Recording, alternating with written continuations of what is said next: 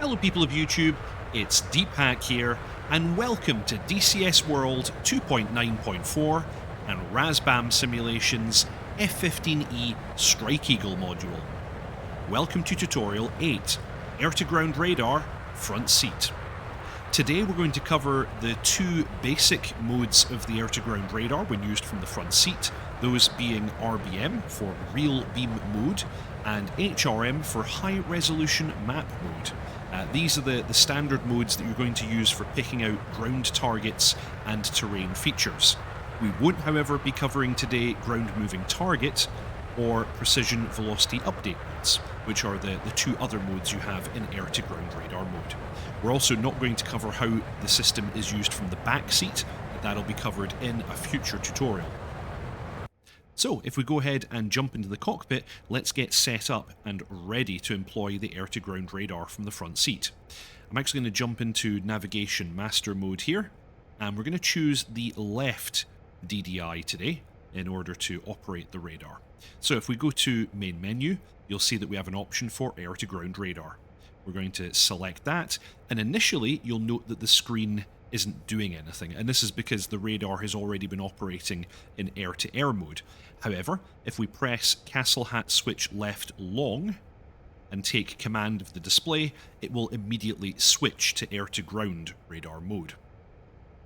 So, and the very first thing it will do is it will put us in RBM, which is Real Beam Mode. This is a low resolution quick scan mode, which gives us very basic terrain features. You're not going to be able to pick out anything more really than the actual kind of shape of land masses and so on using this mode, but it's quite handy for getting a kind of rough idea about what the terrain looks like ahead of you. Other thing to note is that all of the standard steer points, target points, mark points and so on are overlaid in this mode, using the same symbology that you will see here on the TSD. So, if we move back to this again, you can see actually we've got the steer point circle for steer point 1 here. If I bump the range out a little bit, we also have steer point 6 showing up here as well. This is the southern side of Cyprus, by the way. So let's go ahead and cover what we can actually see in the display. As always, we have range rings, giving us quarters of the currently selected range. Currently selected range is on the right hand side here. We're currently 40 nautical miles, and so these ranges are giving us 10, 20, 30 and 40 nautical miles. You can see the caret for the radar head scanning back and forth, and the circles here are its current azimuth limits. You then also have elevation displayed on the left hand side with a caret for the current radar elevation. I've got manual control of the elevation in this mode, so you can see if I sweep the radar up in elevation, we're only seeing higher and higher elevations of terrain. If I bring it all the way back down again, we start actually seeing lower and lower terrain, and then actually shadows where the mountains are actually obscuring our view. So I need to bring the elevation up a little bit again, and then we can once again see past some of these mountains. We also have the kind of compass indicator here. That's indicating the direction of north, and apart from that, that's all the kind of main stuff actually. Yeah, that is basically all the stuff that you're gonna see. Bottom right here, by the way, is giving us bullseye position of the cursor at the current time, and then we also have a kind of calibration indicator here. So let's take a little look at. Oh, actually, one last thing actually is the data block at the top left. So data block at the top left is showing us information for the cursor position at present. If the azimuth first, it's telling us whether the cursor is left or right of the aircraft's current heading, the range in nautical miles out to the current cursor position, and then altitude. This is telling us the current altitudes that we're scanning with the antenna at its current elevation position. So we're currently scanning between 3,000 and 8,000 feet. If we know that there's lower or higher terrain, we can move the antenna just a little bit. So yeah, we're now capping out at 6,000 feet, and that's actually putting stuff behind these mountains in the dead zone. If we bump this up just a little bit, we can then see. We're actually going to do some scanning at steer point 6, so we want to make sure that steer point 6 is well in view.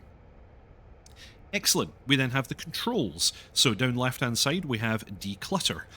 One push of this will take away the magnetic compass and the overlays for steer points and other stuff like that. So it takes a bunch of the symbology off the screen. Click it again and that symbology will return. You then have the current gain mode. There are 4 gain modes. Most of the time you're going to be in gain 3, GC3. If I press it, we go down to gain 2. You can see that that's a little bit more ghostly. Then you've got gain 1, even more so, and then gain 0. So this is going to be very helpful in certain situations if you have very, very reflective areas. Most notably, urban areas will probably be quite reflective. Most of the time, though, at least initially, you're going to run at GC3. That's going to give you best visibility generally for terrain. You then have a brightness control here, which has levels going all the way up to 15. So that's maximum brightness. You can see we're totally washing out at that.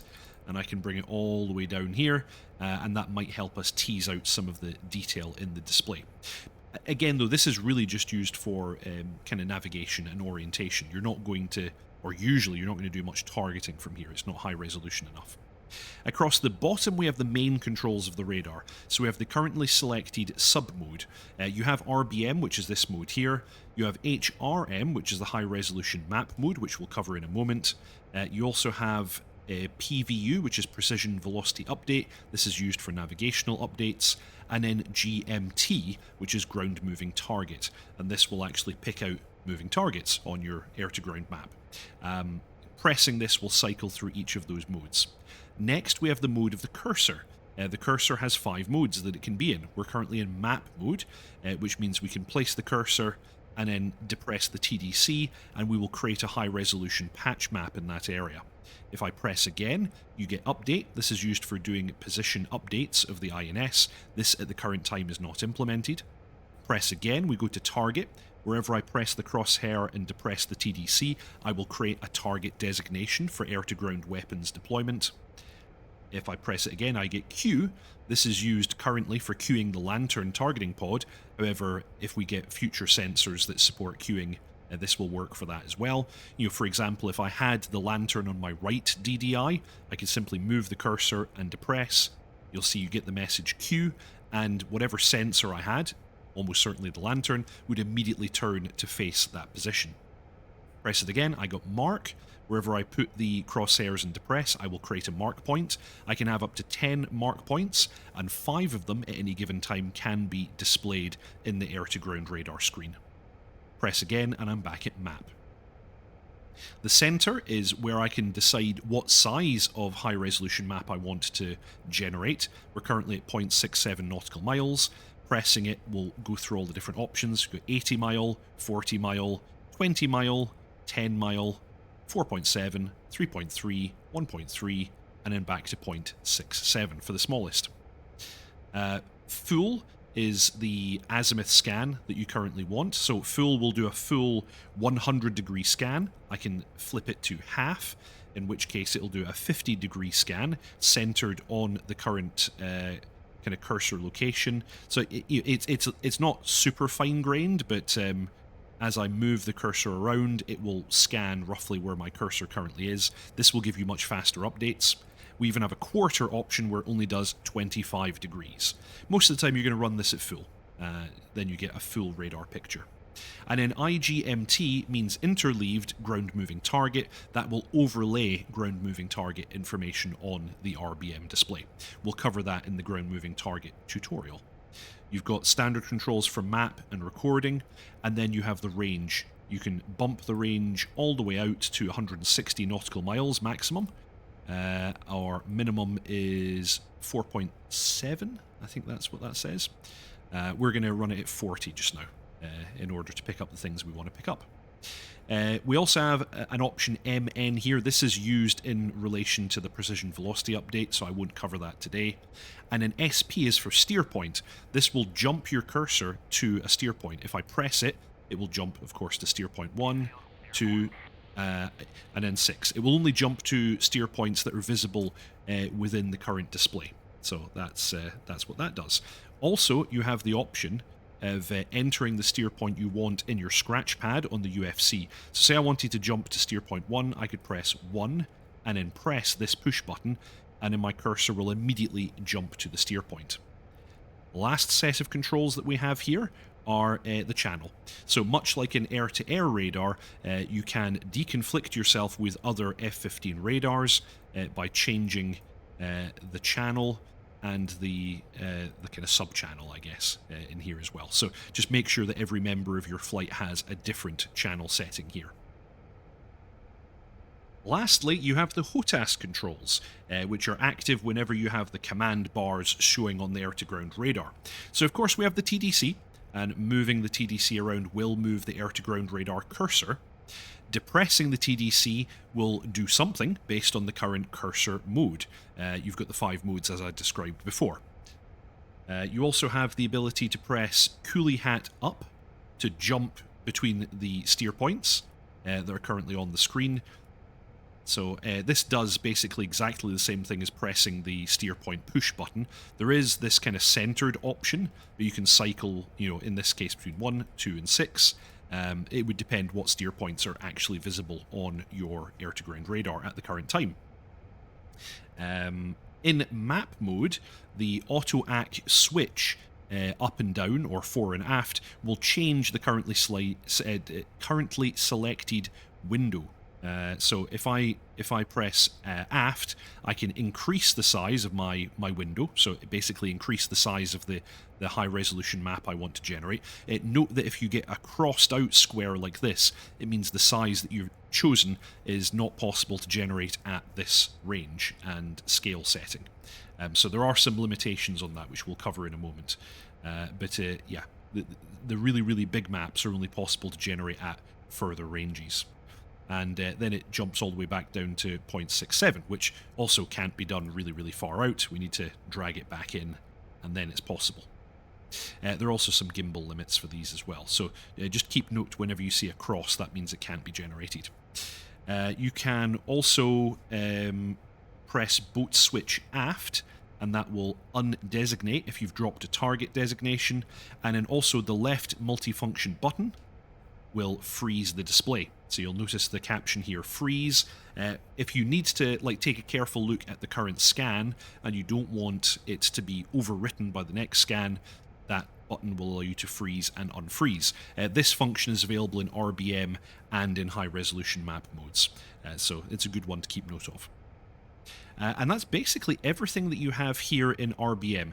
It is only really used for this very, very kind of rough stuff. We could, of course, do something like a target designation. So I could switch my cursor to target. I could move it somewhere over here and depress. You'll see that we get the designate legend, and we have a triangle with the current heading. It's actually not called the heading. It's called the pattern steering line. So the pattern steering line will default to the current heading from the aircraft to that point.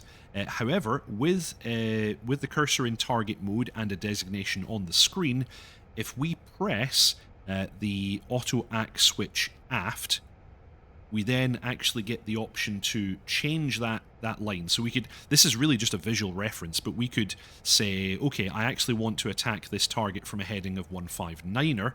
If I then depress the TDC, it again says designate, and we now have a target designation with a specified heading. So we now know that we need to fly right and then fly left to attack from that heading. Kind of useful. This is probably more likely something you would do as the Wizzo in order to give the pilot a reference to fly. However, that's how that works. And you then have the option, of course, boat switch aft, undesignates. The first press actually removes the PSL. Another press will actually remove the designation entirely.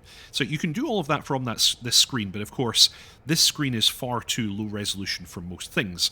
Most of the time, you're going to want HRM. Now, HRM is available in 2 different modes. It has the PPI mode, which basically gives you the same presentation we have here as RBM, but using the mechanisms that the high-resolution map mode uses. I won't go into too much detail on that because they're very, very technical. If you want more detail on what it's actually doing, check out Notso's videos on the subject. But there's a bunch of Doppler processing going on, basically. So you've got PPI, and then you actually have the high-resolution patch maps. So just to get PPI, we can press the mode selector until we get to HRM, and you'll notice now the radar is moving very, very slowly, and it's skipping the middle. And here we go. So let me just pause here, because you can straight away see, while this is basically the same presentation we already had in RBM, we're immediately getting a lot more resolution and a lot more detail. Downside, it took something like 12 seconds to do that scan, so pretty slow. Actually, why am I pausing the game? I should, of course, press left multifunction, and we can just freeze this, and now we know that we're working with this particular scan and we're not going to get anything different. All the controls are exactly the same in PPI. Everything works basically as before. The only difference now is the elevation is automatically controlled, so you'll notice the altitude indication has disappeared from the top left, but apart from that, it works in exactly the same mode. Now note, whenever we're in HRM mode, there are some restrictions. There is a blind zone directly in front of the aircraft. It's an 8-degree cone to the front. This is, again, because high-resolution mode uses Doppler shift. Basically, the greater the off angle from the nose, the better, and also the higher the altitude you're flying at, the better as well. So you're going to get more and more detail as you move away from the nose of the aircraft. There is, of course, a gimbal limit indicated by the circles here, so you're not getting quite as wide a scan as well. And there are also some limitations based on altitude. For details, you should check the manual. The manual shows you every single kind of range and scale combination and what the limitations are. So that's something to keep in mind. So this is PPI. As I said, basically works exactly the same as RBM, except it's really slow, but you get a lot more detail. Far more interesting than that, though, of course, are the high-resolution patch maps. So let's change our cursor back to map mode, and let's, using the auto-act switch, let's bump this out to, let's do a 4.7 map initially. We're going to move it over steer point 6. Actually, the right thing to do, of course, would be to use my Cooley switch and cycle over steer point 6. We know that we have a target at steer point 6. That's going to commonly be the situation. You're usually going to have a target point or a steer point. I've got the cursor over steer point 6. I'm going to depress the TDC. Something to note is the time to process is always shown at the bottom right. So it's going to take us 15 seconds to generate this map. Depressing now, and you'll see that timer count down, and we will then have the patch map display. Now, some of the functionalities change a little bit in this display, so I'll go over those once the map has been generated. And there we go. And I'm going to freeze here so that we don't get another one. So first thing to note is we've got declutter as before, but we now have this setting called ML. Now, ML basically controls how this map is generated. You'll see these little seams here. This is because the map is actually generated in multiple rasters and then they're stitched back together. In ML1, there's basically no overlap, which is why you can kind of see the stitching. What you can do is you can switch the system into ML2. Notice the change in processing time. ML2 is quite a bit slower, however you then don't get those lines, and you may actually get a little bit more detail in some cases as well. However, I'm going to leave it in ML1 because we don't really need that. We still have our brightness control here as well. We have the option to return to PPI by pressing this button, and that will give us the RBM style representation again. We have the option to store this particular map. And then the other new thing that we've got is at the bottom right here, we have a flip between new and old. Now, old in this case is the PPI that we generated this from. That's not really what this is designed to do. What it will normally do is allow you to flip between the currently generated map and the previous one. If I unfreeze the display now and allow it to generate another map, it will actually continuously generate these maps over and over again.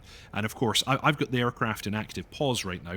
If the aircraft was actually moving, actually let me demonstrate that. If the aircraft was actually moving, the orientation of this map will slowly change as the relationship between the aircraft and this location changes. We also continue to get, of course, the range to the cursor, which is quite handy. So we've had a couple of these maps generate now. That's good. Let's active pause the aircraft again. So you'll see that it did rotate very slightly. One last thing to note is that when we're not in freeze, we have the option to change between stabilized and I forget what the PRG mode means. So stabilized means that the map will continuously be generated at the point we designated on the ground. In PRG mode, it's actually generating a map at the given distance and angle from the aircraft repeatedly. So the map will actually slide away from the point that we originally designated. I don't know exactly why you would do that unless you're trying to do it at the absolute limits of gimbal or range. Most of the time you'll have this unstabilized. So, we've now generated a few of these maps. I'm going to go ahead and freeze now, and now the new old toggle will actually toggle between two maps. Something else that you can do here, though, is you can store a given map. You can see we've got STO here. If I press STO, what will now happen is that... Oops, I actually just clicked to generate a new map while I was in freeze. Well, this will actually demonstrate that quite nicely. Let's wait for the new map. Okay, we have a new map. I actually recentered it accidentally. While stored is boxed, old will always take us to the stored one. You can see the legend here, store, and new will always take us to the current one. This is kind of handy, like if you want to retain a reference of kind of a zoomed out map, that could be kind of useful. Okay, so let's pretend that we're actually engaging a mission here. I've got some aircraft on the aprons down here that I want to attack. So let's go ahead and generate a new map. I'm going to generate a 0.67, which is the smallest one I can generate. I'm going to pop it over here and depress. We'll see the counter is now counting down, and we will then get a very, very zoomed in map. We'll give this just a little bit longer here.